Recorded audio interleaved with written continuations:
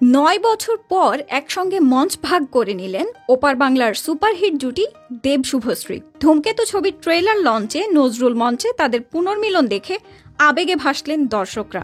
মঞ্চে ছিল হাসি, খুনসুটি, স্মৃতি আর আবেগে ভরা মুহূর্ত। আর ঠিক এমন মুহূর্তেই পরিচালক কৌশিক গঙ্গোপাধ্যায় বলে বসেন, তোরা এবার নিজেরাই নিজেদের বিপদ ডেকে আনলি। 2015 সালে তৈরি হলেও নানা কারণে এতদিন মুক্তি পায়নি ধূমকেতু সিনেমাটি, কিন্তু ট্রেলার প্রকাশের দিনেই যেন নতুন করে শুরু হলো দেব শুভশ্রী জুটির সম্ভাব্য যাত্রা। দুই তারকার হাসি মুখ, একসঙ্গে নাচ গান আর খোলামেলা কথাবার্তা দেখে দর্শকদের মধ্যে ফের জুটি ফেরার প্রত্যাশা জেগে ওঠে। পাশাপাশি মঞ্চে প্রশ্ন উঠল, তারা কি ভবিষ্যতে আবার একসঙ্গে কাজ করবেন?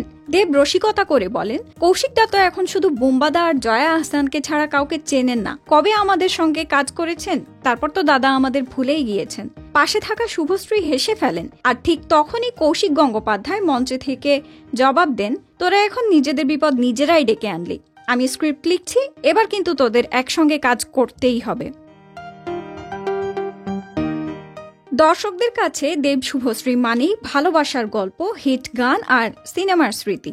একসময় ব্যক্তিগত দূরত্বের কারণে আলাদা হয়ে গেলেও এবার তাদের বন্ধুত্বের নতুন অধ্যায় শুরু হতে চলেছে বলেই মনে করছেন অনেকে। কৌশিক গঙ্গোপাধ্যায়ের কথাই যদি সত্যি হয়, তবে খুব শিগগিরই পর্দায় ফিরতে পারেন এই জনপ্রিয় জুটি নতুন কোনো গল্প নিয়ে। ধূমকেতু মুক্তির আগেই তাই জেগে উঠেছে নস্টালজিয়া, আর সেই সঙ্গে আশার আলো।